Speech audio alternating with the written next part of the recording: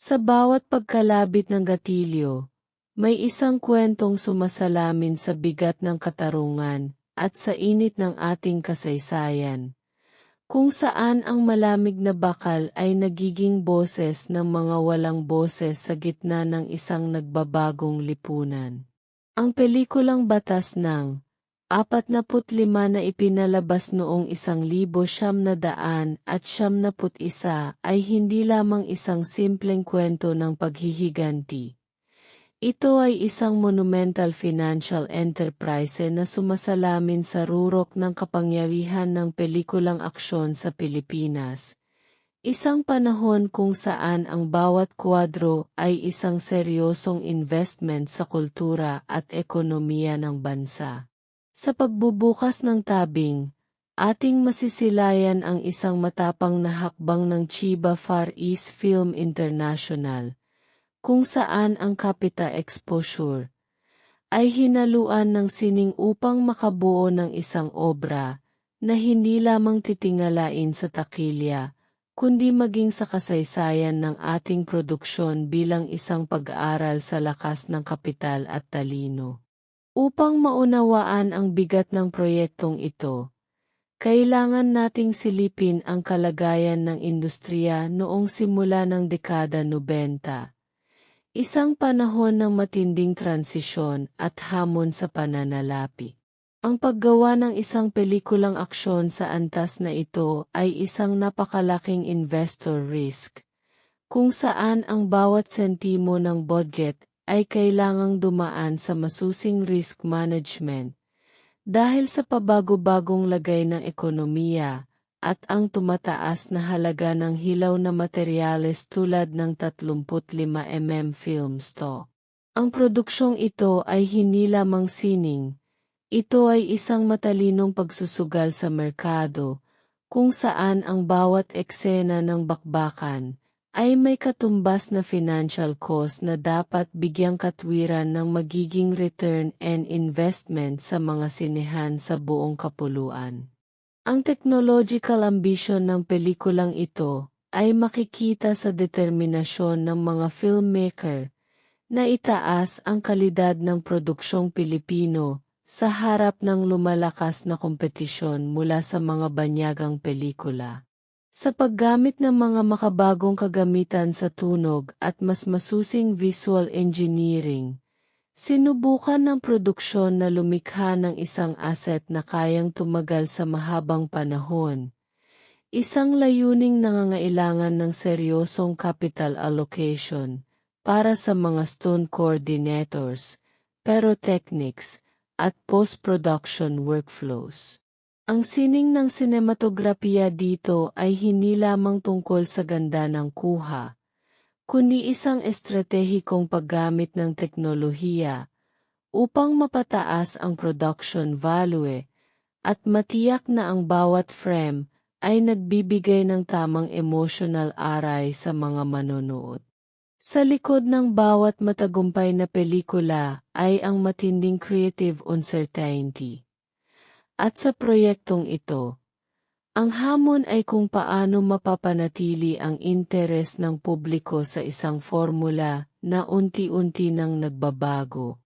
Ang pagbalanse sa sining ng pagkukwento at ang pangangailangang kumita ay isang maselang sayaw ng finance at psikolohiya, kung saan ang producer at director ay kailangang maging analytical sa bawat desisyon.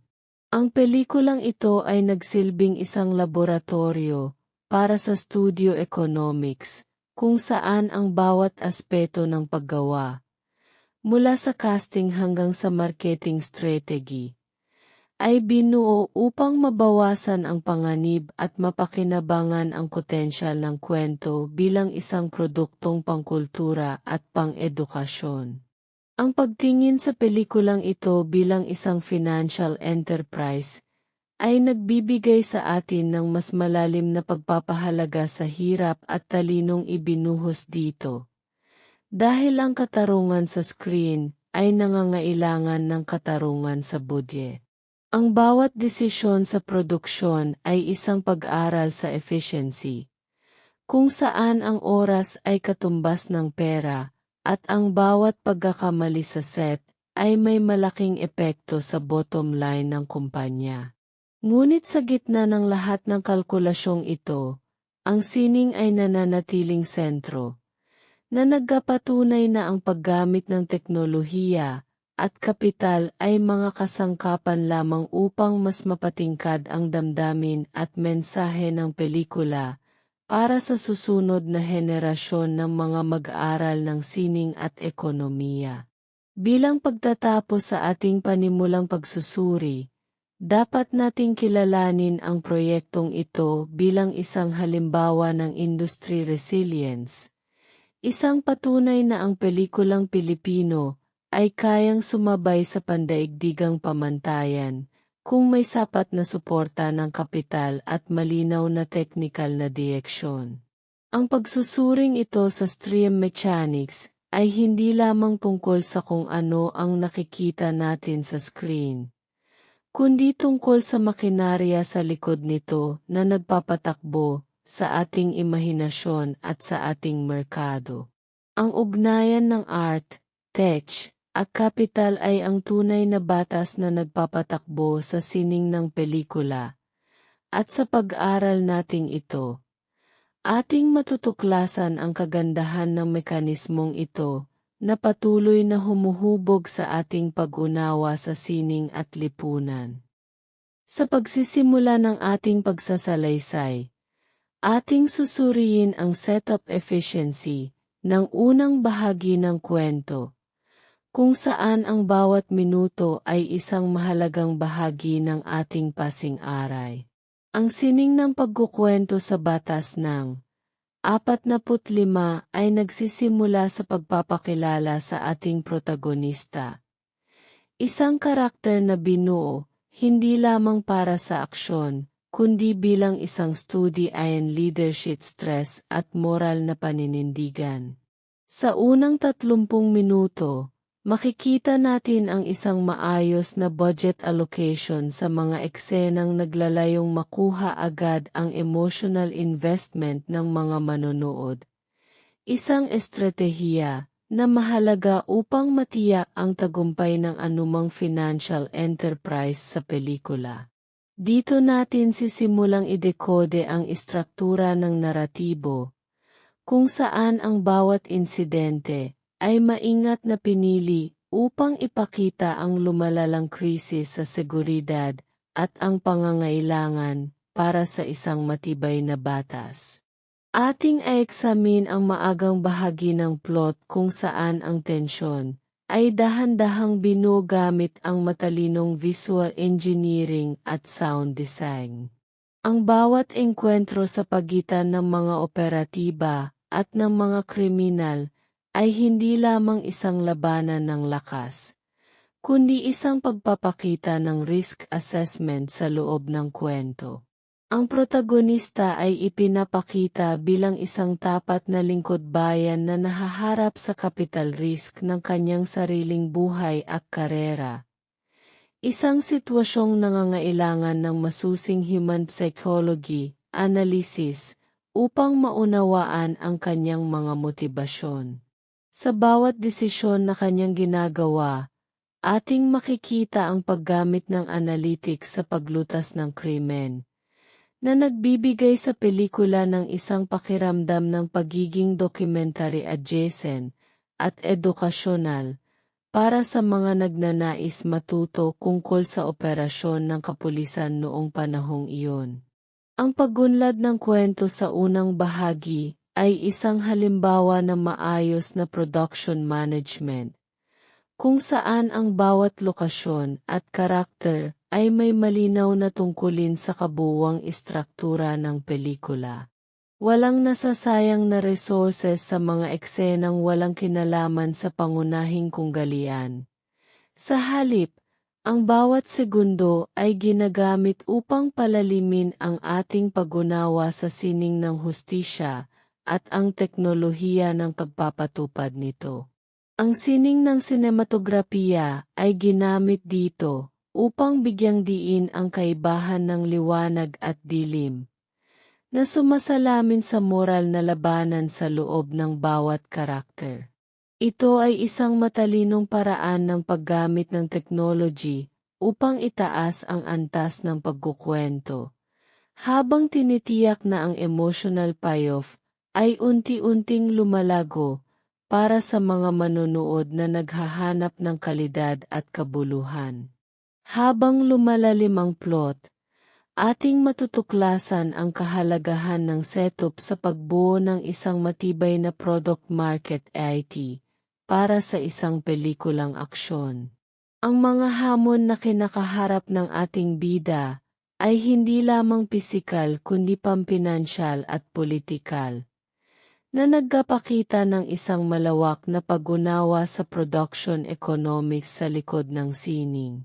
Sa puntong ito, ang bawat elemento ng kwento ay nagsisilbing pundasyon para sa susunod na yugto, kung saan ang tensyon ay inaasahang magpapatuloy sa pagtaas.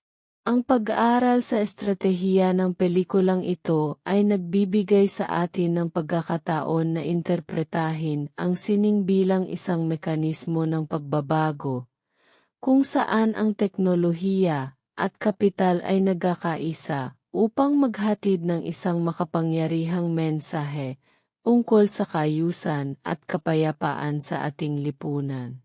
Sa huling bahagi ng unang hati ng pelikula, ating mapapansin ang bilis ng mga pangyayari na tila isang maingat na kinalkulang financial strategy upang mapanatili ang atensyon ng publiko.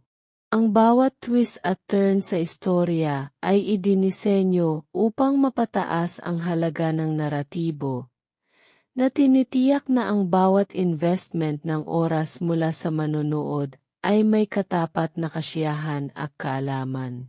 Ang ugnayan ng teknolohiya sa paggawa ng pelikula at ang sikolohiya ng bawat eksena ay nagbubunga ng isang obra na hindi lamang basta sining kundi isang mahalagang dokumento ng ating panahon. Sa pagtatapos ng unang bahagi, ang mga pundasyon ay nailatag na, at tayo ay handa na para sa mas malalim na pagsusuri sa mga susunod na hakbang ng ating masterclass sa Stream Mechanics, kung saan ang batas at ang sining ay magtatagpo sa isang madugong paghahara. Sa pagpapatuloy ng ating naratibo patungo sa resolusyon, ating makikita ang rurok ng payoff efficiency, kung saan ang lahat ng itinanim na tensyon sa simula ay kailangang magbunga ng isang kasasyang konklusyon para sa mga manonood. Sa yugtong ito ng obra, ang emotional product market IT ay malinaw na makikita sa kung paano kumutugon ang kwento sa uhaw ng publiko para sa katarungan. Isang mahalagang aspeto ng ating financial strategy upang matiyak na ang bawat manonood ay lalabas ng sinehan na may dalang kasiyahan. Ang pangalawang hati ng pelikula ay isang masusing pag-aral sa risk management ng karakter, kung saan ang ating bida ay kailangang gumawa ng mga radikal na desisyon sa gitna ng kumataas na capital exposure ng kanyang sariling kaligtasan at moralidad. Dito natin susuriin ang bilis ng mga pangyayari, isang pasing-aral na idinisenyo upang mapanatili ang adrenaline analytics sa pinakamataas na antas habang papalapit tayo sa huling paghahara.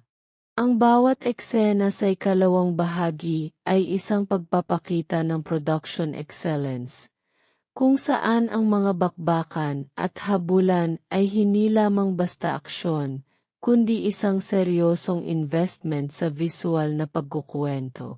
Ating mapapansin ang paggamit ng mas agresibong cinematography upang ipakita ang lumalalang kisis, isang paraan ng paggamit ng technology upang bigyang diin ang bigat ng bawat putok ng baril at bawat banta ng kaaway. Sa puntong ito, ang pelikula ay hindi lamang naglalahad ng kwento, kundi nagbebenta ng isang emotional experience, kung saan ang aray ay sinusukat sa bilis ng tibok ng puso ng publiko at sa lalim ng kanilang koneksyon sa protagonista. Ang pagunlad ng plot sa yugtong ito ay isang halimbawa ng maayos na resource allocation, kung saan ang pinakamalalaking bahagi ng budget ay inilalaan para sa mga eksenang mag-iwan ng pangmatagalang marka sa kasaysayan ng sining.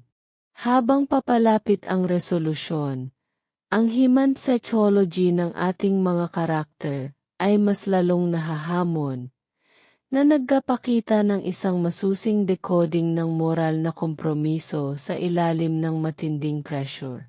Ang protagonista ay hindi na lamang isang simbolo ng batas, kundi isang pag-aral sa leadership stress, kung saan ang bawat hakbang ay may katumbas na financial at social risk. Ang sining ng pagkukwento dito ay nagiging isang masterclass sa kung paano itatayo ang isang naratibong may mataas na production value, nang hindi nawawala ang puso ng kwento. Ang bawat twist sa huling bahagi ay kinalkula upang mapataas ang halaga ng intelektual na pag-aari ng pelikula, na tinitiyak na ang bawat investment sa script ay nagbubunga ng isang makapangyarihang resolusyon na tatatak sa isipan ng mga mag-aaral ng sining at ekonomiya. Sa huling paghaharap, ating masisilayan ang perpektong balanse ng ERT, H, at capital, kung saan ang teknolohiya ng pyrotechnics at ang sining ng choreography ay nagkakaisa upang tapusin ang kwento ng may dignidad at lakas. Ang resolusyong ito ay hindi lamang pagtatapos ng isang plot, kundi ang pagsasara ng isang financial cycle ng emosyon, kung saan ang manonood ay binabayaran ng isang katangi-tanging karanasan para sa kanilang oras at atensyon. Ang pag-aaral sa estratehiyang ito ay nagtuturo sa atin na ang isang matagumpay na pelikula ay kailangang magkaroon ng malinaw na payoff efficiency upang mapanatili ang katapatan ng kanyang merkado. Ang bawat detalye ng konklusyon ay nagsisilbing patunay na ang sining ay isang seryosong enterprise na nangangailangan ng disiplina, pananaw, at matalinong paggamit ng teknolohiya upang makamit ang tunay na tagumpay sa sining at komersyo. Sa pagtatapos ng ikalawang hati, ang ating pagsusuri ay naglalayong ipakita na ang tagumpay ng obra ay nakasalalay sa kung paano nito pinamahalaan ang mga panganib at oportunidad sa loob ng naratibo. Ang pag-unawa sa sining ng resolusyon ay isang mahalagang bahagi ng ating edukasyon sa production management, dahil ipinapakita nito kung paano tinatapos ang isang malakihang proyekto ng may kahusayan at integridad. Ang ugnayan ng teknolohiya at kapital sa pagbuo ng isang makapangyarihang pagtatapos ay ang tunay na sining na ating hinahangaan. At sa pagpapatuloy ng ating masterclass sa stream mechanics, ating hihimayin ang mas malalalim pang aspeto ng produksyong ito. Ang batas ng sining ay kasing igting ng batas ng buhay, at sa pelikulang ito, ang dalawang daigdig na ito ay nagtagpo sa isang obra maestrang puno ng giting, talino, at walang hanggang halaga. Ngayon, ating ay examine ang masalimot na sikolohiya ng bawat karakter sa loob ng obra maestrang ito, kung saan ang bawat galaw at desisyon ay hindi lamang bahagi ng script, kundi isang malalim na pag-aaral sa human psychology at behavioral economics. Sa gitna ng kaguluhan, ang ating protagonista ay nagsisilbing isang asset ng katatagan. Ngunit sa likod ng kanyang matikas na anyo, ay matatagpuan ang isang matinding leadership stress na dulot ng pagpili sa pagitan ng tungkulin at personal na katarungan. Ang sining ng pagbuo ng karakter dito ay isang financial investment sa emosyon ng publiko. Dahil ang bawat trauma at bighati na nararanasan ng bida ay kailangang maging kapanipaniwala upang makuha ang kaukulang emotional aray mula sa mga manonood. Ating idedekode ang bawat hakbang ng karakter bilang isang risk assessment sa moralidad, kung saan ang hangganan ng tama at mali ay unti-unting naglalaho sa harap ng isang bulok na sistema na nangangailangan ng radikal na solusyon. Sa pananaw ng behavioral economics, ang bawat desisyon ng ating bida sa ilalim ng matinding pressure ay maaring ituring na isang kalkuladong pagsusugal sa kanyang sariling kapital ng integridad at buhay. Ang paraan ng kanyang pagtugon sa mga banta ay isang halimbawa ng decision-making under pressure, kung saan ang oras ay isang limitadong resource at ang bawat pagkakamali ay may katumbas na matinding pinsala, hindi lamang sa kanya, kundi sa buong komunidad. Ating i-analyze kung paano ang trauma response ng karakter ay naging misa ng kanyang pagbabago mula sa pagiging isang tagapagtanggol ng batas tungo sa pagiging isang kagahatol. Isang ebolusyong nangangailangan ng malalim na psikolohikal na analisis upang maunawaan ang bigat ng kanyang pinapasan. Ang bawat eksena ng pagmumuni-muni ay isang seryosong investment sa karakter, na nagbibigay daan sa mga manonood na makita ang human cost ng digmaan laban sa krimen, at ang psikolohikal na pasanin ng pagiging isang pinuno sa gitna ng krisis. Ang moral na kompromiso ay isang pangunahing tema na ating i-explore sa bahaging ito, kung saan ang bawat karakter ay kailangang magtimbang ng kanilang sariling halaga sa harap ng tukso at kapangyarihan. Ang mga antagonis ay hindi lamang mga kontrabida, kundi mga simbolo ng maling paggamit ng kapital at impluwensya, na nagpapakita ng isang madilim na aspeto ng production economics sa totoong buhay, kung saan ang kasakiman ay nagiging misa ng pagkawasa. Ang tunggalian sa pagitan ng bida at kontrabida ay isang labanan ng mga pilosopiya at psikolohiya. Isang estratehikong laro ng pusa at daga na nangangailangan ng mataas na antas ng analytics upang mahulaan ang susunod na galaw ng bawat isa. Ang sining ng pagganap dito ay isang technological achievement sa aspeto ng pagpapakita ng emosyon, kung saan ang bawat sulyap at bawat buntong hininga ay nagdadala ng bigat ng isang buong produksyon na nakasalalay sa kredibilidad ng bawat karakter. Sa aspeto ng edukasyon, ang pag-aaral sa psikolohiya ng pelikulang ito ay nagbibigay sa atin ng pagkakataon na interpretahin ang sining bilang isang salamin ng ating sariling mga takot at pangarap sa loob ng isang organisadong lipunan. Ang paggamit ng analytical framework upang unawain ang motibasyon ng bawat panig ay nagtuturo sa atin ng kahalagahan ng empathy aray sa sining ng pagkukuwento, kung saan ang kagumpay ng isang financial enterprise ay nakasalalay sa kakayahan nitong kumonekta sa pinakamalalim na bahagi ng pagkatao ng manonood. Ang bawat karakter ay nagsisilbing isang case study sa katatagan at sa pagbili ng landas sa gitna ng kadiliman. Isang mahalagang aral sa sining at psikolohiya na lumalampas sa hangganan ng screen. Ang balanse ng kapangyarihan at ang psikolohikal na epekto nito sa individual ay isang tema na patuloy nating hihimayin upang makita ang tunay na halaga ng sining bilang isang kagamitan sa pag-unawa sa ating mundo. Bilang konklusyon sa bahaging ito ng ating masterclass sa Stream Mechanics, ang psikolohiya at ekonomiya ng pagkilos ng tao sa pelikulang ito ay nagpapatunay na ang sining ay isang seryosong pag-aaral sa katotohanan. Ang pag-unawa sa ugnayan ng emosyon, teknolohiya, at kapital ay nagbibigay sa atin ng mas malawak na pananaw sa kung paano binuo ang obrang ito, upang maging isang pangmatagalang pamana sa ating kultura. Ang bawat karakter ay isang piraso ng isang mas malaking financial at psychological puzzle na ating binubuo upang makita ang kabuuan ng sining ng pelikula.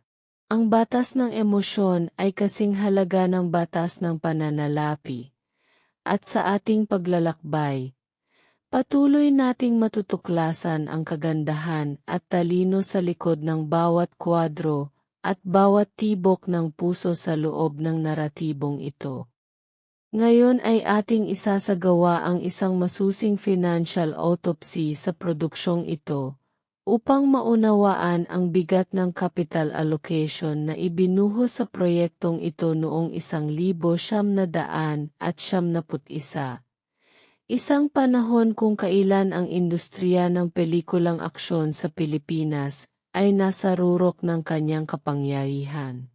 Sa pag-i-examine natin sa budget ng obrang ito, kailangang makita ang ugnayan ng sining at ng malamig na numero ng pananalapi, kung saan ang bawat bala, bawat pagsabog, at bawat araw ng shooting ay isang seryosong investment sa ilalim ng Chiba Far East Film International. Ang paggawa ng isang pelikulang pinagbibidahan ng isang ikon ay nangangailangan ng isang malawak na financial enterprise, kung saan ang risk management ay kasing halaga ng mismong direksyon ng pelikula. Dahil ang pangalan ng bida ay nagsisilbing isang financial asset na dapat pangalagaan at palagiin. Ang capital exposure sa proyektong ito ay hindi biro. Kailangan nating i-decode ang lohika sa likod ng malaking gastos sa produksyon, at kung paano ito itinapat sa inaasahang return and investment sa mga takilya sa buong kapuluan. Sa pananaw ng production economics, ang budget allocation para sa mga action sequences ay kailangang magkaroon ng mataas na visual array upang maakit ang masa at ang mga kritiko, na nagreresulta sa isang matatag na product market IT. Ang bawat pisong ginastos sa pyrotechnics at sa pag-upa ng mga kagamitang militar ay kailangang magpakita ng production value sa screen. Isang technical na hamon na nangangailangan ng analytical na pag-iisip mula sa mga producer. Ating i-analyze ang break-even logic ng pelikula noong 1971, kung kailan ang ticket prices at ang bilang ng mga sinehan ay ang pangunahing data points para sa tagumpay. Ang sining ng marketing dito ay hindi lamang tungkol sa poster kundi sa pagbuo ng isang brand na magsisilbing magnet para sa kapital ng mga manonood. Ang marketing spend ay kailangang maging agresibo ngunit kinalkula, gamit ang mga trailer at radio ads bilang mga pangunahing tool sa audience analytics upang matiyak na ang bawat promotional material ay nagreresulta sa mas mataas na CM at conversion rate sa mga takilya. Ang long-tail revenue ng proyektong ito ay isa ring mahalagang aspeto na ating i-explore. Dahil ang isang pelikulang aksyon na may ganitong kalidad ay hindi lamang kumikita sa unang linggo ng pagpapalabas, kundi maging sa mga home video releases, television rights, at kalaunan ay sa mga digital streaming platforms. Ito ay isang halimbawa ng capital preservation sa sining, kung saan ang orihinal na investment ay patuloy na nagbubunga ng kita sa loob ng maraming dekada, na nagpapatunay na ang mahusay na produksyon ay isang matalinong financial strategy. Ating i-interpret ang relasyon sa pagitan ng production technology at ng kabuuang gastos. Ang paggamit ng mga mamahaling lente at film stocks ay isang risk na kailangang kapatan ng mataas na antas ng creative certainty upang maiwasan ang anumang financial drain sa gitna ng shooting. Ang bawat desisyon sa set ay may katumbas na economic impact, at ang disiplina sa production management ay ang susi upang mapanatili ang budget sa loob ng itinakdang limitasyon habang hindi isinasakripisyo ang sining. Sa aspeto ng education at kasaysayan, ang pag-aaral sa budget ng pelikulang ito ay nagbibigay sa atin ng sulyat sa inflation at sa nagbabagong halaga ng sining sa ating lipunan. Isang analytical framework na mahalaga para sa mga nagnanais pumasok sa industriya ng pelikula bilang mga creative entrepreneurs. Ang pagsusuri sa aray ng mga ganitong proyekto ay nagtuturo sa atin na ang tagumpay ay hindi lamang nasusukat sa palakpak, kundi sa financial sustainability ng isang studio upang makabuo pa ng mas maraming obra sa hinahara. Ang ugnayan ng kapital at ng emotional resonance ng manonood ay ang pundasyon ng sining ng pelikula bilang isang negosyo, kung saan ang bawat frame ay kailangang maging bahagi ng isang malaking financial narrative na nagpapakita ng galing at talino ng mga Pilipino.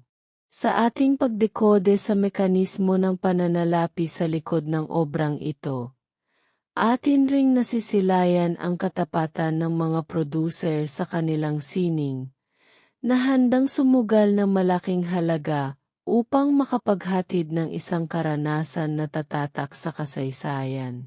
Bilang pagtatapos sa ating financial autopsy, ating makikita na ang tagumpay ng produksyong ito ay bunga ng isang maayos na balanse sa pagitan ng sining, teknolohiya, at kapital, na nagpapatunay na ang stream mechanics ng industriya ay gumagana ng mahusay kapag may malinaw na pananaw at disiplina.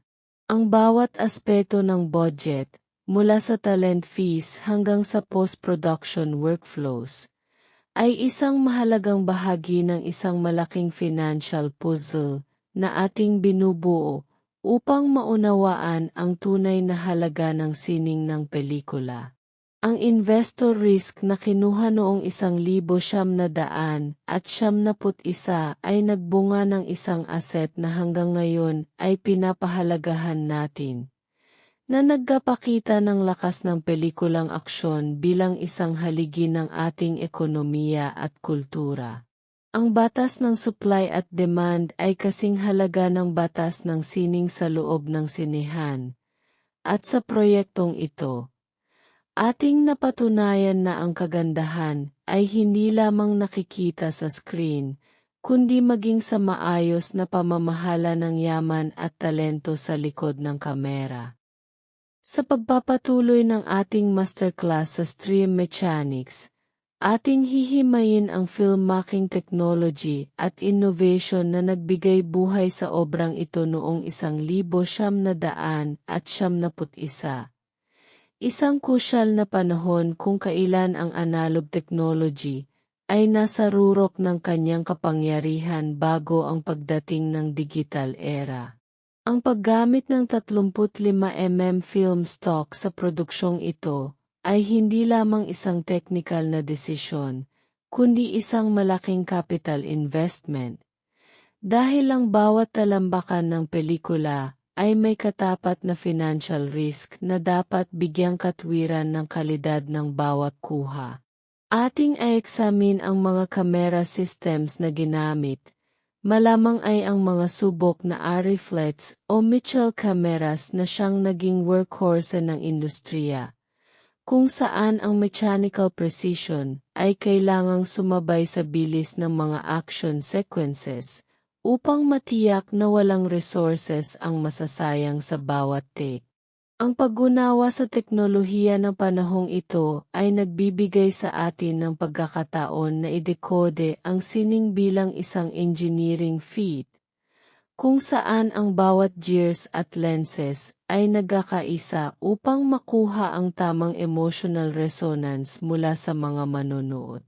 Sa aspeto ng optical technology, ang pagpili ng mga lenses, mula sa wide angle, para sa malalawak na labanan hanggang sa tight telephoto, para sa mga dramatikong close-up, ay isang sining ng visual engineering na nangangailangan ng masusing analytics sa set. Ang bawat lens behavior, mula sa bokeh hanggang sa flares, ay ginamit upang palakasin ang psychology ng bawat eksena, na nagpapakita na ang sining ay hindi lamang tungkol sa naratibo, kundi sa pisika ng liwanag na tumatama sa film emulsion. Ating i-analyze ang lighting physics na ginamit sa batas ng 45, kung saan ang mga malalaking EMI lights at tungsten units ay estratehikong inilagay upang lumikha ng mga anino na sumasalamin sa moral na kalituhan ng ating protagonist. Isang paraan ng paggamit ng technology upang itaas ang production value nang hindi lumalampas sa itinakdang budget. Ang bawat desisyon sa lighting ay isang financial strategy rin. Dahil ang tamang exposure sa unang take ay nangangahulugan ng mas mababang gastos sa post-production at mas mabilis na workflow sa laboratorio. Ang color pipili noong 1971 ay isang masalimot na chemical process na nangangailangan ng mataas na antas ng disiplina at technical na kaalaman.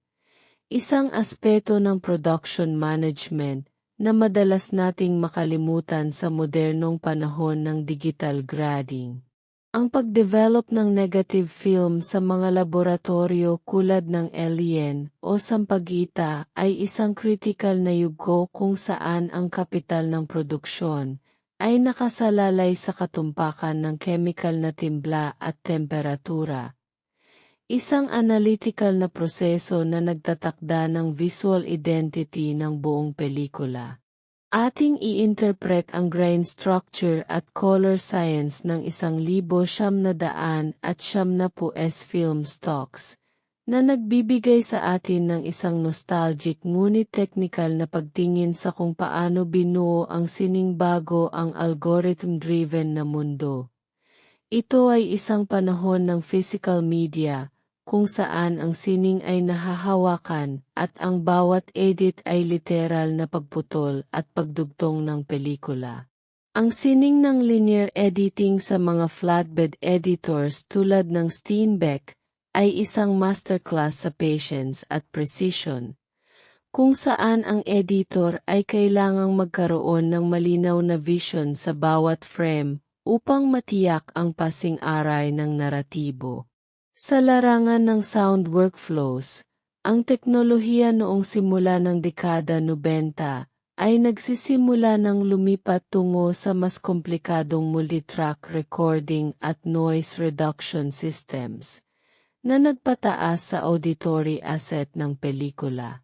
Ang bawat putok ng baril at bawat linyang binitawan ay dumaan sa masusing liyar at Foley sessions.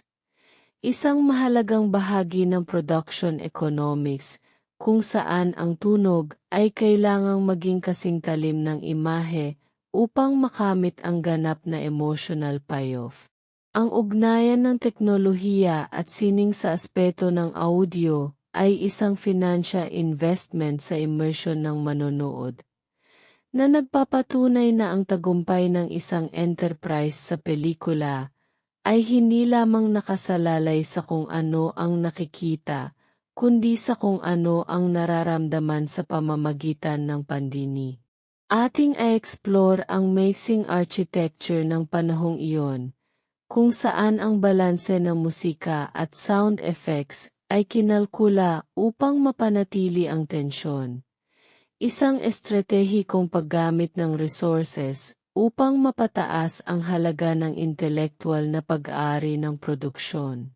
Bilang bahagi ng ating educational deep dive, ang pag-aaral sa filmmaking technology ng batas ng 45 ay nagtuturo sa atin na ang limitations ng teknolohiya ay madalas na nagiging misa ng creative innovation, kung saan ang mga filmmaker ay kailangang maging mas matalino sa paggamit ng kanilang kapital. Ang pag-unawa sa ugnayan ng ERT, at finance sa likod ng kamera ay nagbibigay sa atin ng mas malalim na pagpapahalaga sa katatagan ng ating industriya. Isang industry resilience na hanggang ngayon ay nagsisilbing pundasyon ng ating paggawa ng pelikula. Ang bawat gadget, bawat chemical reaction, at bawat mechanical movement sa loob ng kamera ay bahagi ng isang malaking financial narrative na nagpapatunay na ang sining ay isang seryosong disiplina na nangangailangan ng teknikal na kahusayan at matalinong pamamahala ng yaman. Sa ating susunod na hakbang, ating titingnan kung paano ang mga teknolohiyang ito ay pinamahalaan sa ilalim ng mabigat na pressure ng studio economics at logistics, upang makita ang tunay na ganda ng mekanismo sa likod ng sining ng stream mechanics. Sa puntong ito ng ating masterclass sa stream mechanics, ating hihimayin ang masalimuot na mundo ng production management at studio economics, kung saan ang kasabihang time jes capital ay hindi lamang isang metapora, kundi isang literal na batas na nagpapatakbo sa bawat sandali ng paggawa ng batas ng 45 noong 1971. Sa ilalim ng pamamahala ng Chiba Far East Film International, ang bawat araw ng shooting ay isang masusing operasyon ng logistics at resource allocation, kung saan ang tagumpay ng buong financial enterprise ay nakasalalay sa kakayahan ng produksyon na sumunod sa isang siksik na schedule. Ang paggawa ng isang pelikulang aksyon na may ganitong kalakihan ay nangangailangan ng isang matatag na hierarchy, kung saan ang direktor at ang mga line producers ay nagsisilbing mga CEO ng isang parandaliang korporasyon na ang tanging produkto ay isang dekalidad na sining. Ating i-examine kung paano ang bawat oras na lumilipas sa set ay may katumbas na financial cost, mula sa sahod ng mga crew hanggang sa upa ng mga mamahaling kagamitan, na nagtutulak sa buong grupo na maging analytical sa bawat galaw upang maiwasan ang anumang capital drain. Ang logistics ng pagdadala ng isang buong film crew, mga kagamitang pangteknolohiya, at mga pyrotechnics sa iba't ibang lokasyon sa Metro Manila at mga karatig lalawigan ay isang masterclass sa operations management. Isipin natin ang risk assessment na kailangang gawin bago ang bawat lipat ng set, ang trapiko, ang panahon, at ang seguridad ng mga kagamitan ay mga data points na dapat isaalang-alang upang mapanatili ang production efficiency. Ang bawat pagkakaantala ay nangangahulugan ng karagdagang gastos sa budget. Kaya ang sining ng scheduling ay naging isang estratehikong laro ng budget scenes, kung saan ang mga eksena sa isang lokasyon ay kailangang matapos sa loob ng isang itinakdang time frame. Ang production economics dito ay malinaw, mas mabilis at mas maayos ang daloy ng trabaho. Mas mataas ang potential para sa isang positibong return and investment dahil nababawasan ang capital exposure ng studio sa bawat araw na lumilipas. Sa aspeto ng workforce allocation, ang pelikulang ito ay gumamit ng daan-daang mga extras, stuntmen, at tekniko na kailangang pamunuan ng may disiplina at malinaw na direksyon. Isang pagpapakita ng leadership psychology sa gitna ng production stress. Ang koordinasyon sa pagitan ng iba't ibang departamento, mula sa camera crew hanggang sa catering, ay isang halimbawa ng synergy na kailangan upang makabuo ng isang asset na kayang tumapat sa pandaigdigang pamantayan. Ang bawat individual sa set ay isang mahalagang bahagi ng financial narrative ng pelikula, at ang kanilang efficiency ay direktang nakakaapekto sa product market IT ng huling produkto.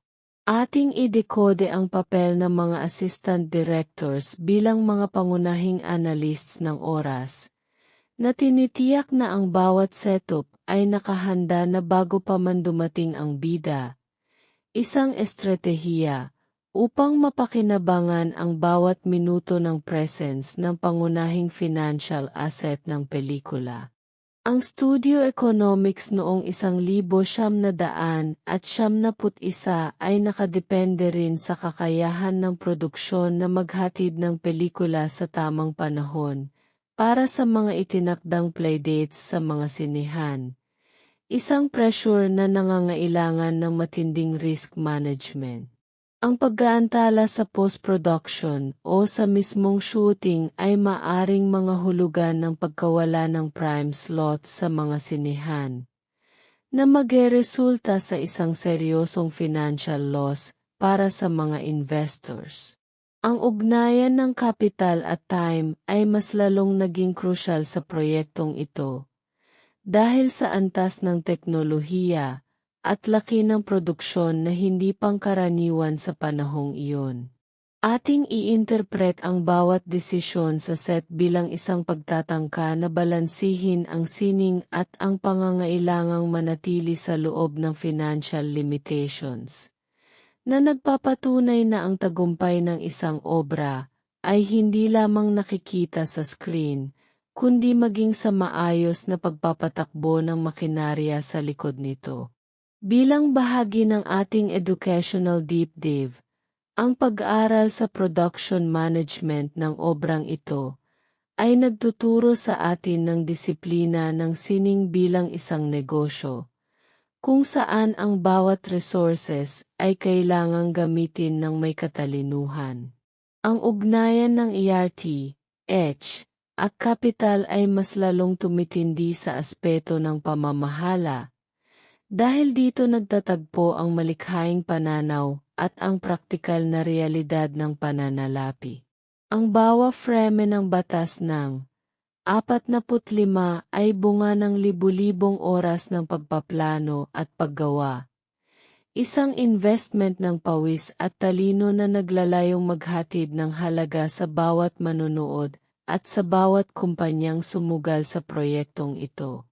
Sa pag-unawa natin sa mekanismo ng studio economics, mas lalong lumalalim ang ating pagpapahalaga sa katatagan ng ating industriya at sa galing ng mga Pilipino sa pagbuo ng mga obrang lumalampas sa hamon ng oras at yaman.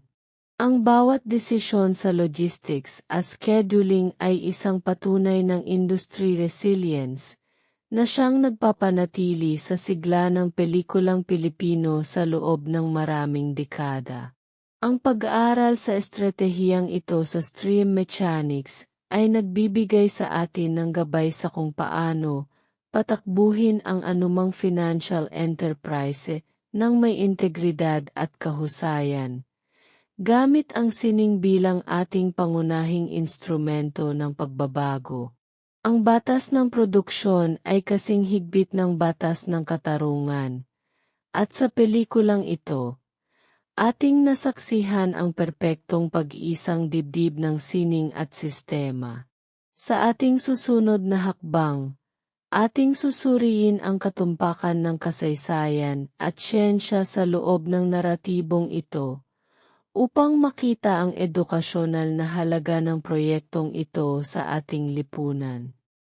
Sa pagpapatuloy ng ating malalim na pagsusuri sa stream mechanics, ating hihimayin ang historika at scientific accuracy ng obrang ito, kung saan ang bawat detalye ay nagsisilbing isang mahalagang asset para sa mga nagnanais unawain ang kalagayan ng Pilipinas noong 1971. Ang taong ito ay isang krusyal na yugto sa kasaysayan ng ating bansa, partikular sa aspeto ng liability enforcement.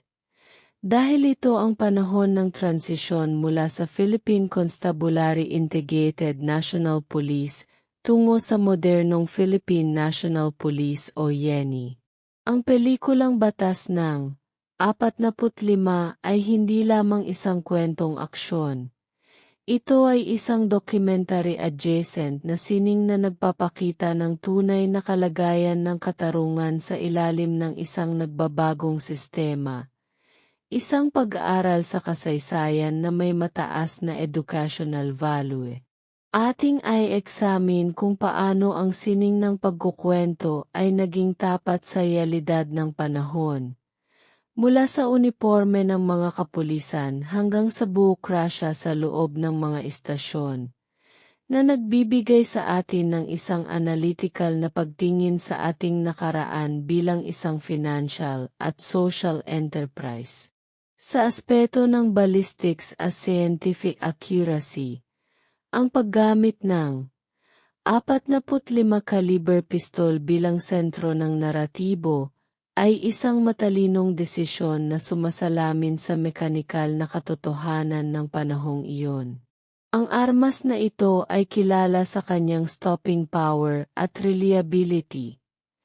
Isang technological asset na naging simbolo ng katarungan sa kasaysayan ng sining ng pelikulang Pilipino.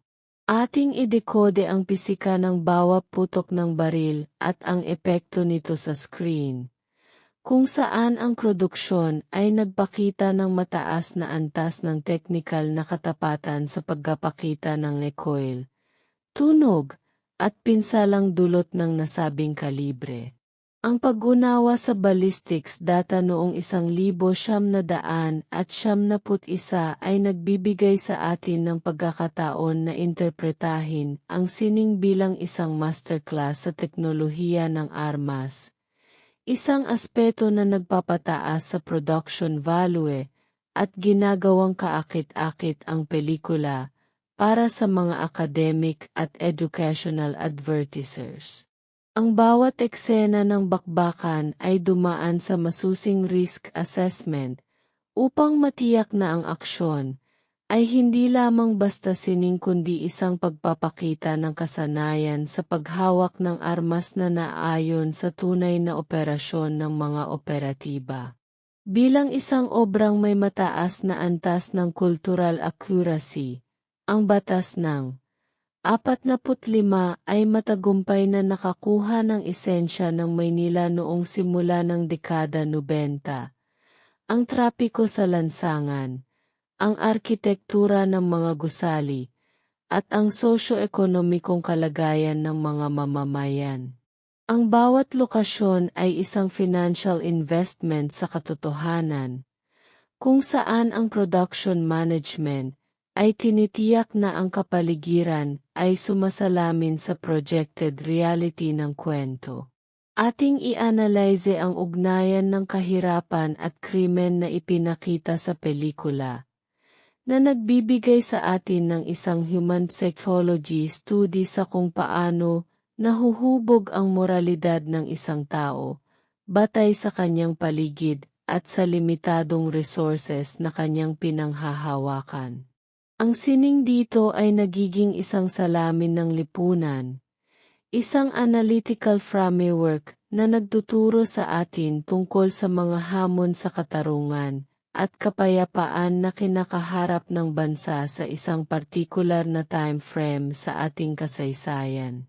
Sa pananaw ng edukasyon, ang pelikulang ito ay maaring ituring na isang mahalagang asset para sa mga mag-aaral ng kriminolohiya at sosyolohiya, dahil ipinapakita nito ang mga pamamaraan ng investigasyon at ang psikolohikal na epekto ng karahasan sa komunidad.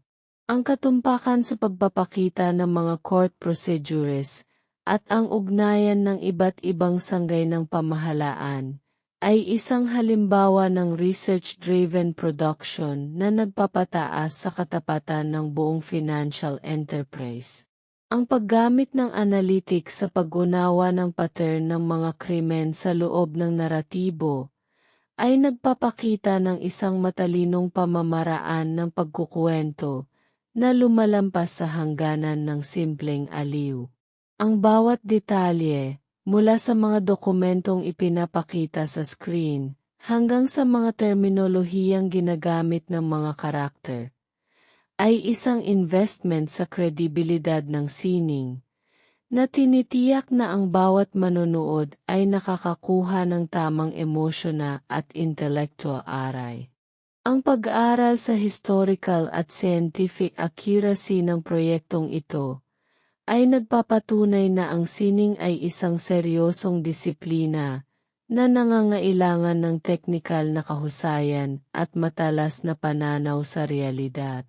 Ang ugnayan ng ERT, at kapital ay mas lalong tumitibay kapag ang pundasyon ng kwento ay nakaugat sa katotohanan. Isang estratehiya na nagpapataas sa market value ng pelikula sa mahabang panahon. Sa bawat frame ng obrang ito, ating nasisilayan ang industry resilience na nagbibigay daan upang ang isang kwento ng aksyon ay maging isang mahalagang dokumento ng ating panahon. Ang batas ng katarungan ay kasing halaga ng batas ng katotohanan, at sa ating pagpapatuloy sa stream mechanics, ating matutuklasan ang mas marami pang aspeto ng produksyong ito na nagpapatunay sa kanyang galing at talino sa harap ng kasaysayan at siyensya. Sa susunod na hakbang, ating kitingnan ang visual engineering at ang sining ng cinematography na nagbigay buhay sa bawat katotohanang ating hinalukay sa bahaging ito. Sa pagpapatuloy ng ating masterclass sa stream mechanics, ating hihimayin ang cinematography at visual engineering ng obrang ito, kung saan ang bawat kwadro ay nagsisilbing isang mahalagang financial asset na binuo sa pamamagitan ng masusing teknolohiya at sining. Noong 1971, ang sining ng pagkuha ng larawan sa pelikulang aksyon ay nangangailangan ng mataas na antas ng risk management. Dahil ang bawat foot ng 35mm film stock ay may katumbas na capital exposure na dapat bigyang katwiran ng ganda at linaw ng imahe. Ang pelikulang Batas ng 45 ay isang halimbawa ng production excellence, kung saan ang visual aray ay sinusukat hindi lamang sa linaw ng kuha, kundi sa emosyonal na epekto nito sa mga manonood. Ating i-examine ang bawat anggulo bilang isang estratehikong investment sa sining, kung saan ang direktor at ang cinematographer ay nagtulong upang idekode ang madilim at magulong mundo ng katarungan sa pamamagitan ng lente ng kamera, na tinitiyak na ang production value ay mananatiling mataas sa bawat segundo ng runtime nito. Ang pisika ng pag-ilaw o lighting physics sa proyektong ito ay isang seryosong pag-aaral sa kaibahan ng liwanag at dilim. Isang aspeto ng visual engineering na naglalayong palutangin ang human psychology ng bawat karakter sa gitna ng kunggalian. Ating i-analyze ang paggamit ng high-contrast lighting sa mga eksena sa loob ng presinto at sa mga tagong hideout, kung saan ang mga anino ay nagsisilbing simbolo ng moral na kalituhan at ang capital risk ng pagbili sa pagitan ng batas at sariling katarungan. Ang bawat light placement ay isang financial strategy rin. Ang tamang paggamit ng mga tungsten at EMI units ay kinalkula upang makuha ang tamang emotional resonance nang hindi nagsasayang ng mahalagang oras at kuryente sa set. Ang sining ng pag-ilaw dito ay hindi lamang basta dekorasyon, kundi isang paraan ng pagpapataas sa market value ng bawat frame, na ginagawang maseryoso at makatotohanan ang bawat sandali ng aksyon para sa mga mapanuring manonood. Sa aspeto ng lens behavior at optical technology, ang pelikulang ito ay gumamit ng mga lente na idinisenyo upang makuha ang bigat ng bawat emosyon at ang bilis ng bawat putok ng baril, na nagpapakita ng isang matalinong resource allocation sa pagpili ng kagamitan. Ating idekode ang paggamit ng mga telephoto lenses para sa mga close-up shots ng bida, na naglalayong ihiwalay siya sa kanyang paligid at bigyang diin ang kanyang determinasyon. Isang teknik na nagbibigay ng mataas na emosyon na aray. Ang geometry ng komposisyon sa bawat eksena ay kinalkula gamit ang rule of thirds at leading lines upang gabayan ang mata ng manonood sa pinakamahalagang aspeto ng kwento. Isang halimbawa ng analytics sa sining ng sinematografiya. Ang bawat galaw ng kamera, mula sa mabagal na pan hanggang sa mabilis na tilt, ay isang investment sa passing ng pelikula, na tinitiyak na ang bawat production dollar ay nagbubunga ng isang obra maestrang may mataas na antas ng sining at technical na kahusayan. Ang dinamikong lawak o dynamic range ng 35mm film stock na ginamit noong 1971 ay isang technological feat na ating i-explore. Partikular na sa kung paano nito napanatili ang detalye sa mga highlight ng muzzle flashes at sa malalalim na anino ng gabi sa Maynila. Ang siyensya ng kulay o color science sa panahong ito ay nakasalalay sa chemical na komposisyon ng pelikula, kung saan ang mga kulay na asul at kahel ay naging dominanteng palete upang sumalamin sa init ng labanan at sa lamig ng katarungan. Ang pagbili ng film stock ay isang capital investment na kailangang tapatan ng masusing production management sa laboratorio upang matiyak na ang huling produkto ay may tamang saturation at contrast na magbibigay ng seryosong industry prestige. Ating i-interpret ang visual identity ng pelikula bilang isang produktong dumaan sa masusing analytical process, kung saan ang bawat kulay ay may katapat na kahulugan sa psikolohiya ng sining at sa ekonomiya ng produksyon. Bilang bahagi ng ating educational deep dive sa stream mechanics, ang pag-aral sa visual engineering ng batas ng 45 ay nagtuturo sa atin na ang sining ay isang seryosong engineering enterprise na nangangailangan ng balanse sa pagitan ng teknikal na kaalaman at malikhaing pananaw. Ang ugnayan ng ERT, ang kapital sa likod ng bawat lente, ay ang siyang nagpapanatili sa sigla ng sining bilang isang negosyo at bilang isang pamana sa kultura.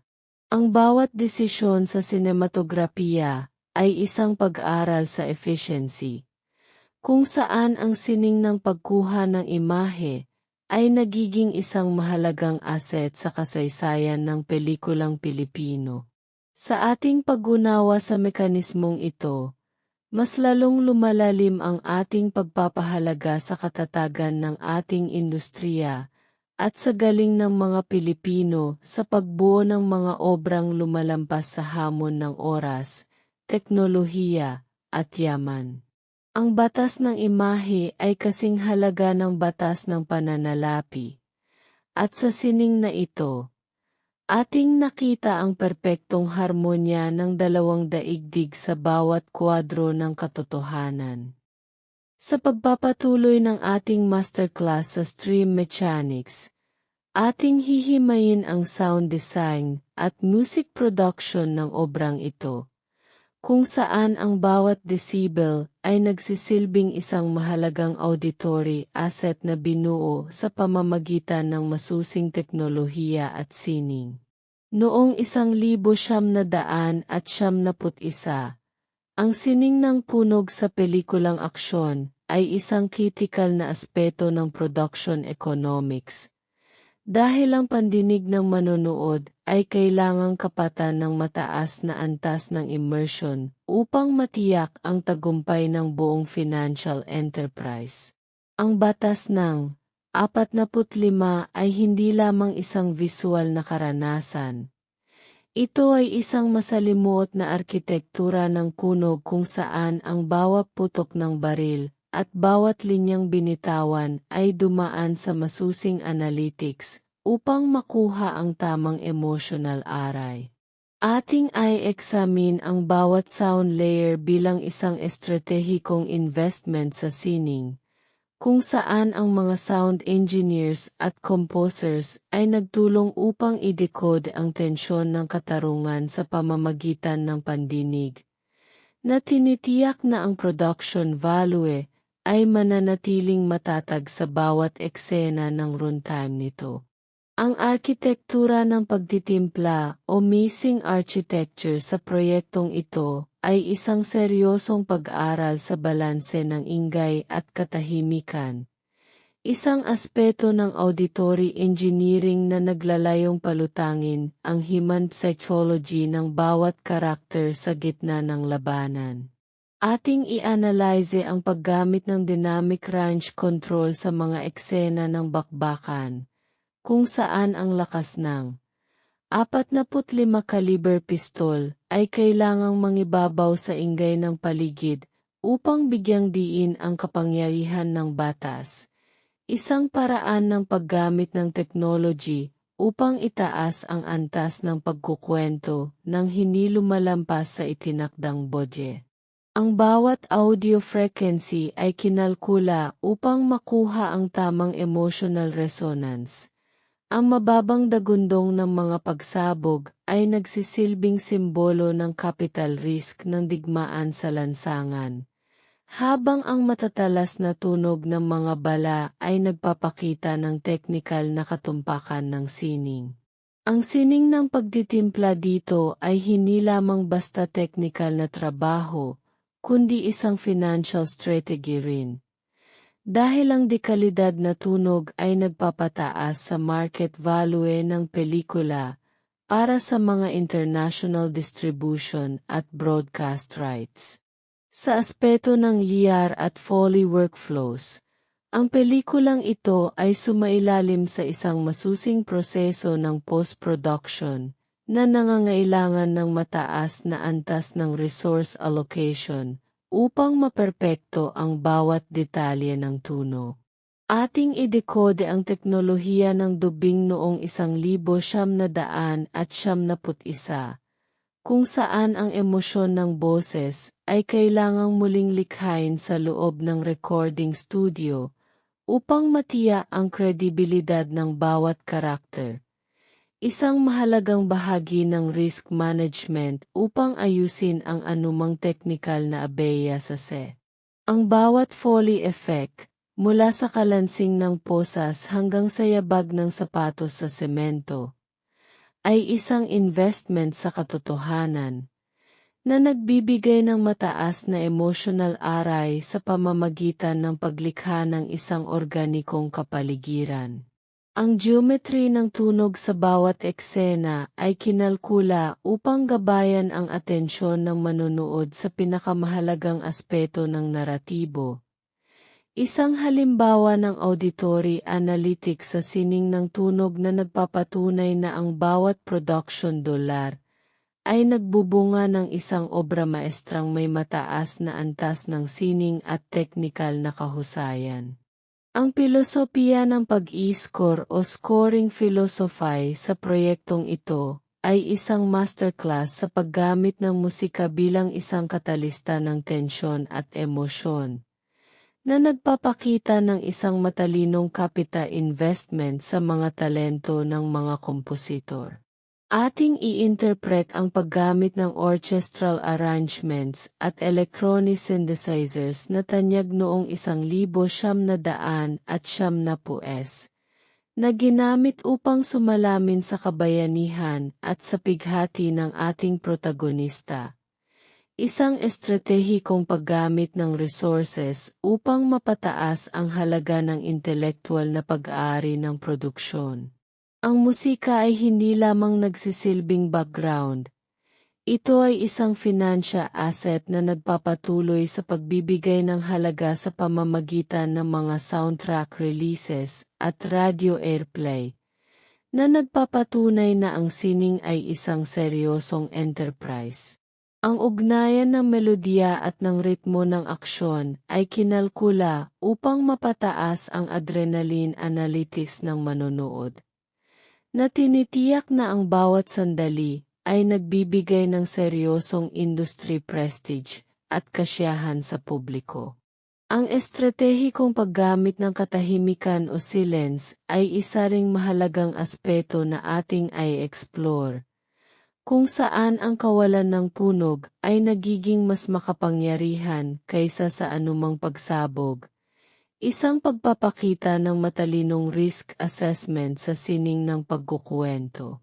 Ang katahimikan bago ang isang engkwentro ay isang investment sa psikolohikal na tensyon, na naglalayong ihanda ang manonood para sa darating na capital exposure ng aksyon. Isang teknik na nagpapataas sa production value nang walang karagdagang gastos sa pananalapi. Ang balanse ng ingay at katahimikan ay isang halimbawa ng maayos na production management sa aspeto ng audio, kung saan ang bawat segundo ng runtime ay ginagamit upang palalimin ang ating pag-unawa sa sining ng katarungan. Ang ugnayan ng ERT, a capital sa likod ng bawat sound wave ay ang siyang nagpapanatili sa sigla ng sining bilang isang negosyo at bilang isang pamana sa kultura na ating pinahahalagahan sa stream mechanics. Bilang bahagi ng ating educational deep dive, ang pag-aral sa sound design at music production ng batas ng 45 ay nagtuturo sa atin na ang sining ay isang seryosong engineering enterprise na nangangailangan ng balanse sa pagitan ng teknikal na kaalaman at malikhaing pananaw sa aspeto ng pandini. Ang bawat desisyon sa audio mixing ay isang pag-aral sa efficiency, kung saan ang sining ng paglikha ng punog ay nagiging isang mahalagang asset sa kasaysayan ng pelikulang Pilipino. Sa ating pag-unawa sa mekanismong ito, mas lalong lumalalim ang ating pagpapahalaga sa katatagan ng ating industriya at sa galing ng mga Pilipino sa pagbuo ng mga obrang lumalampas sa hamon ng teknolohiya at yaman. Ang batas ng tunog ay kasing halaga ng batas ng pananalapi. At sa sining na ito, ating nakita ang perpektong harmonya ng dalawang daigdig sa bawat tibok ng puso at bawat putok ng baril sa screen. Sa ating susunod na hakbang, ating titingnan ang marketing strategy at audience analytics upang makita kung paano ang obrang ito ay ipinakilala sa publiko bilang isang matagumpay na negosyo. Sa pagpapatuloy ng ating masusing pagsusuri sa stream mechanics, ating hihimayin ang marketing strategy at audience analytics na naging susi sa tagumpay ng batas ng 45 noong 1971. Isang panahon kung kailan ang estratehiya ng pagbebenta ay nakasalalay sa direktang ugnayan sa masa at sa lakas ng star power bilang isang financial guarantee. Ang pagpapalabas ng pelikulang ito ay hindi lamang isang sining kundi isang masusing kalkuladong market launch, kung saan ang bawat poster, bawat trailer, at bawat radio ad ay nagsilbing isang mahalagang data point upang matiyak ang mataas na return and investment. Noong simula ng dekada 90, ang audience analytics ay hindi sinusukat sa pamamagitan ng digital algorithms, kundi sa bilis ng pagkaubos ng tiket sa mga takilya at sa haba ng pila sa mga unang araw ng screening.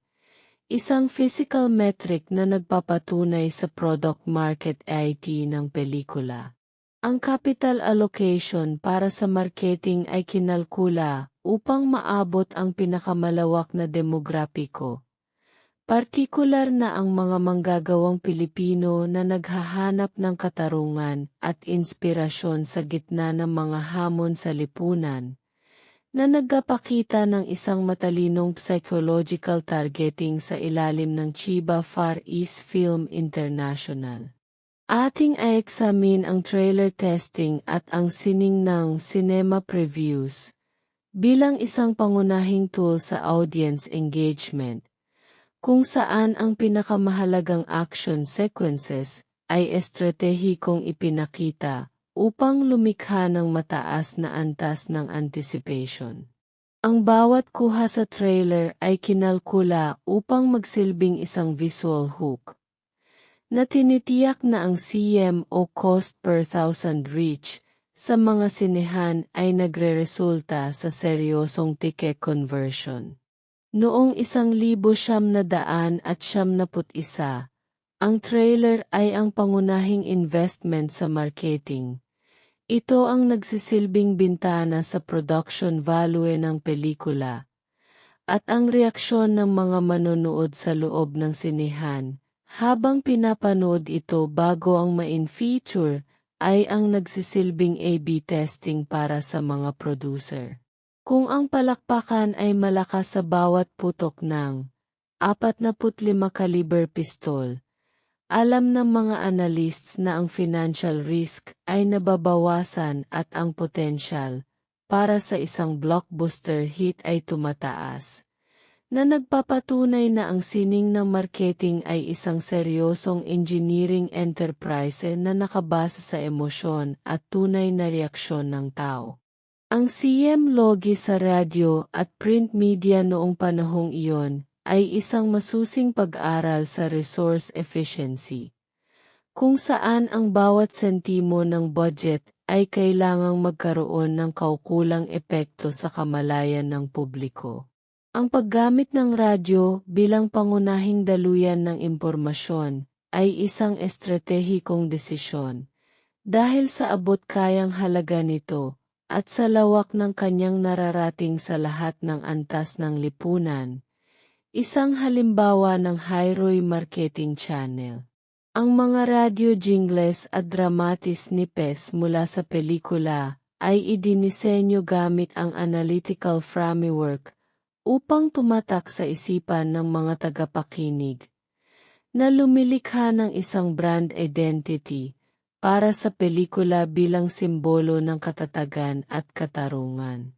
Ang sining ng marketing dito ay hindi lamang tungkol sa pagbebenta ng tiket. Ito ay tungkol sa pagbuo ng isang cultural moment na magpapatatag sa capital value ng produksyon sa mahabang panahon, na tinitiyak na ang bawat pamilyang Pilipino ay magkakaroon ng interes na saksihan ang obrang ito.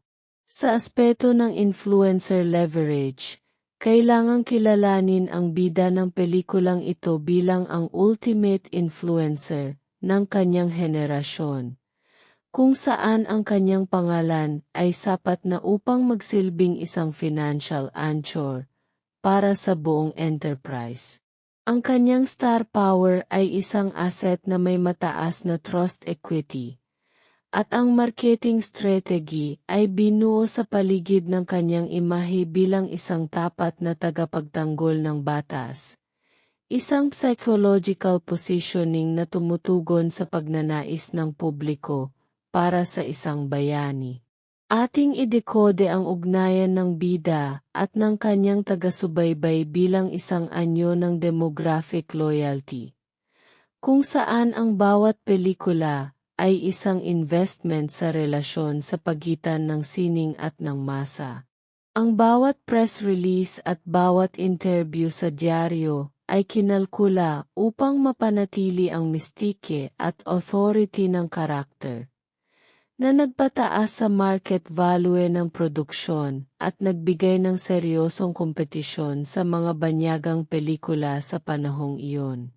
Ang sining ng word of mouth noong 1971 ay ang pinakamakapangyarihang anyo ng audience analytics, kung saan ang rekomendasyon ng isang nanood ay katumbas ng libu-libong halaga ng advertisement, isang organic aray na hindi matatawaran.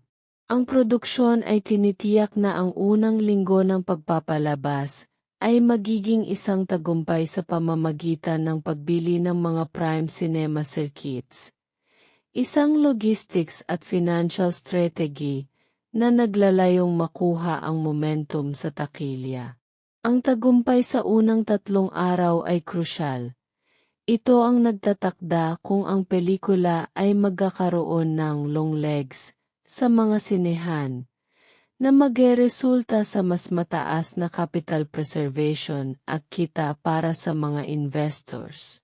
Ating i-interpret ang tagumpay ng batas ng 45 bilang bunga ng isang maayos na pagkakaisa sa pagitan ng production excellence at isang matalinong marketing machine na marunong bumasa sa pulso ng bayan, na nagpapatunay na ang sining ay isang seryosong negosyong nangangailangan ng teknikal na talino at malalim na pag-unawa sa tao. Bilang bahagi ng ating educational deep dive sa stream mechanics, ang pag-aral sa marketing strategy ng obrang ito ay nagtuturo sa atin na ang tagumpay sa sining ay nangangailangan ng malinaw na product market IT at isang disiplinadong paggamit ng kapital. Ang ugnayan ng ERT, tech, at finance sa aspeto ng pagbebenta ay ang siyang nagpapanatili sa sigla ng industriya. Isang industry resilience na nagbibigay daan upang ang isang kwento ng aksyon ay maging isang matatag na financial asset. Ang bawat desisyon sa marketing, mula sa pagbili ng font sa poster hanggang sa timing ng radio ads, ay isang pag-aral sa efficiency at psikolohiya, na nagpapatunay na ang sining ay isang seryosong enterprise na lumalampas sa hangganan ng screen. Ang batas ng merkado ay kasing halaga ng batas ng katarungan, at sa ating pag-unawa sa mekanismong ito, mas lalong lumalalim ang ating pagpapahalaga sa galing ng mga Pilipino sa pagbuo ng mga obrang hindi lamang maganda sa mata, kundi matagumpay rin sa pananalapi. Sa susunod na hakbang, ating susuriin ang kritikal na pagtanggap at ang award-winning legacy ng produksyong ito, upang makita ang kanyang pangmatagalang halaga sa kasaysayan ng sining. Sa pagpapatuloy ng ating masusing pagsusuri sa stream mechanics, ating hihimayin ang critical reception, mga parangal, at ang legacy forecast ng batas ng 45, kung saan ang bawat aspeto ng pagkilala ay nagsisilbing isang mahalagang asset sa kasaysayan ng sining ng Pilipinas. Noong 1971, ang pagtanggap ng mga kritiko sa isang pelikulang aksyon ay madalas na nakadepende sa kung paano nito pinagsasama ang sining at ang production value. At ang obrang ito ay nagpakita ng isang matatag na product market IT, na hindi lamang nagpabilib sa masa kundi maging sa mga mapanuring mata ng industriya. Ang bawat positibong review ay isang anyo ng emosyon na aray para sa mga producer, na nagpapatunay na ang kanilang capital investment sa teknolohiya at talento ay nagbunga ng isang seryosong financial enterprise na may mataas na antas ng kredibilidad. Ating ay examine kung paano ang mga kritiko noong panahong iyon ay binigyang diin ang teknikal na kahusayan ng pelikula, mula sa sinematografiya hanggang sa sound design, bilang isang halimbawa ng industry prestige na nagpataas sa halaga ng sining ng pelikulang Pilipino sa pandaigdigang pamantayan.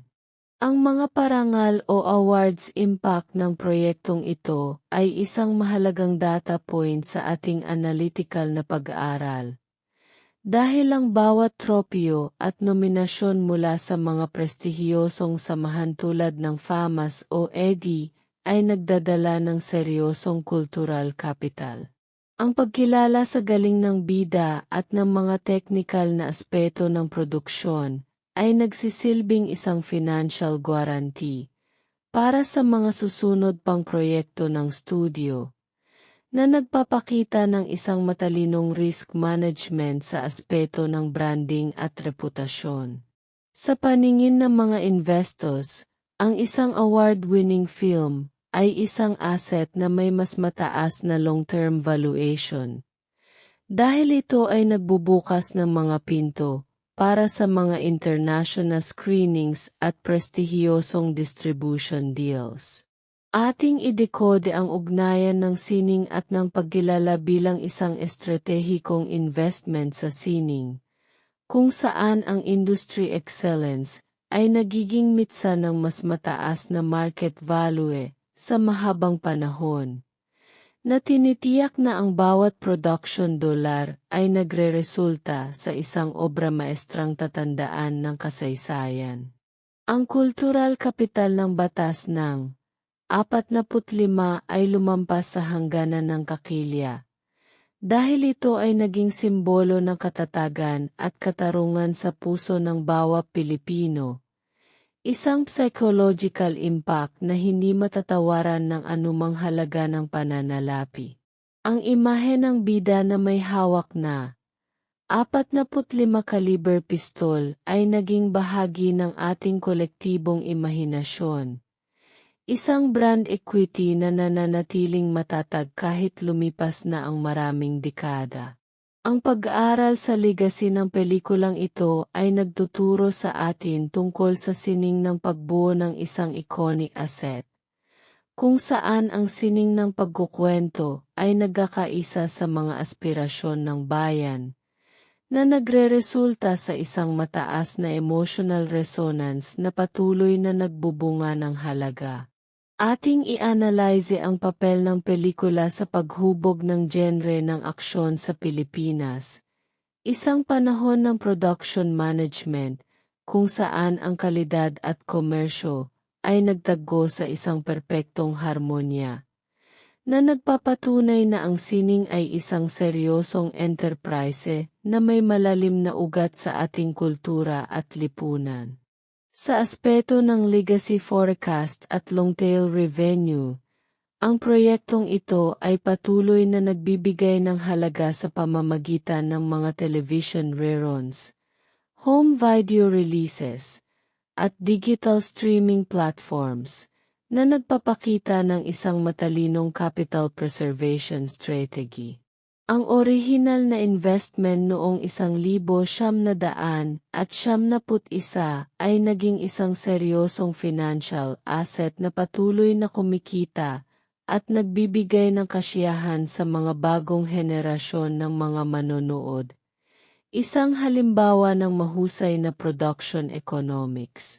Ating i-interpret ang halaga ng pelikula sa modernong panahon bilang isang educational resource para sa mga mag-aral ng sining at ekonomiya.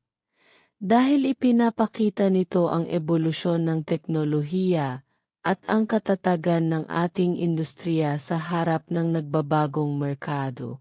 Ang ugnayan ng ERT, at kapital sa likod ng obrang ito ay ang siyang nagpapanatili sa kanyang industry resilience, na tinitiyak na ang mensahe ng katarungan at ang galing ng mga Pilipino ay mananatiling buhay sa mahabang panahon, na nagbibigay ng seryosong kompetisyon sa mga banyagang sining sa digital era.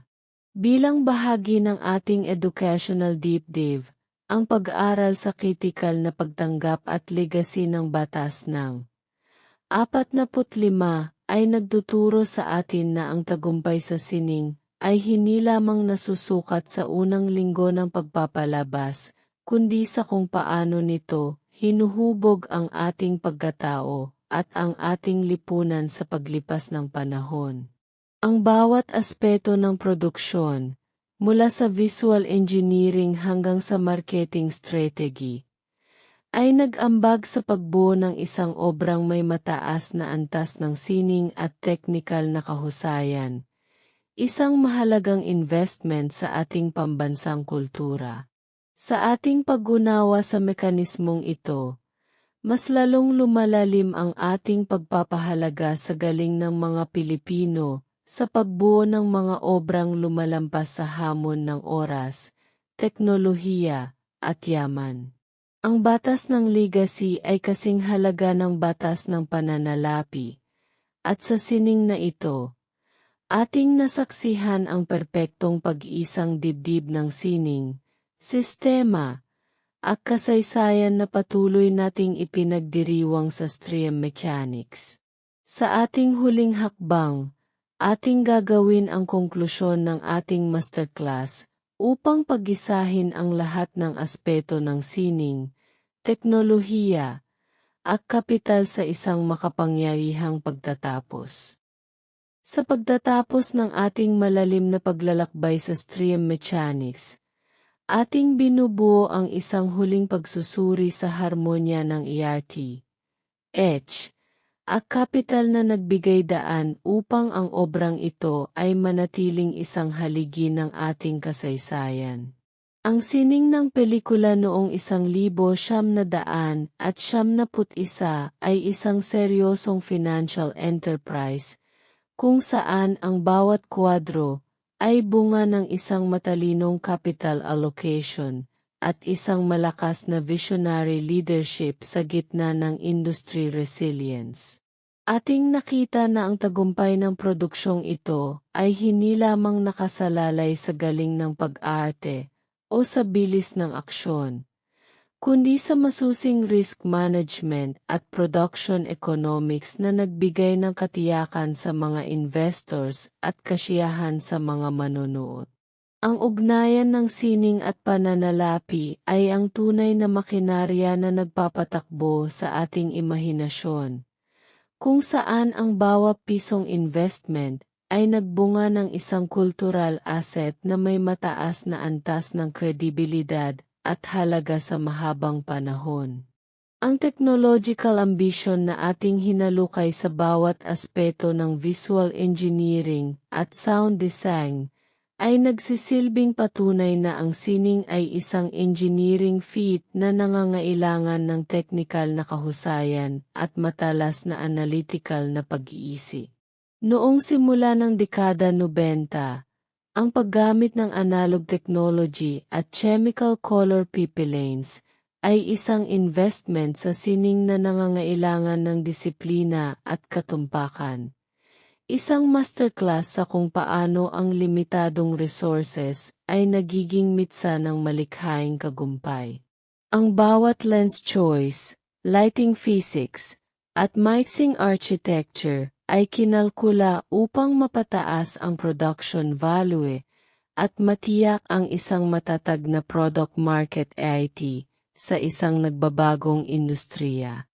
Ang harmonya ng teknolohiya at sining ay ang siyang nagbibigay ng seryosong industry prestige sa ating mga lokal na obra, na nagpapatunay na ang mga Pilipino ay may kakayahang bumuo ng mga produktong may pandaigdigang kalidad sa aspeto ng sining at technical na aspeto. Sa aspeto ng human psychology at behavioral economics, ating na-decode ang bigat ng bawat moral na desisyon at ang psikolohikal na pasanin ng katarungan, na nagbibigay sa pelikula ng isang malalim na educational aral para sa bawat manonood. Ang bawat karakter ay nagsisilbing isang case study sa katatagan at sa pagbili ng landas sa gitna ng krisis.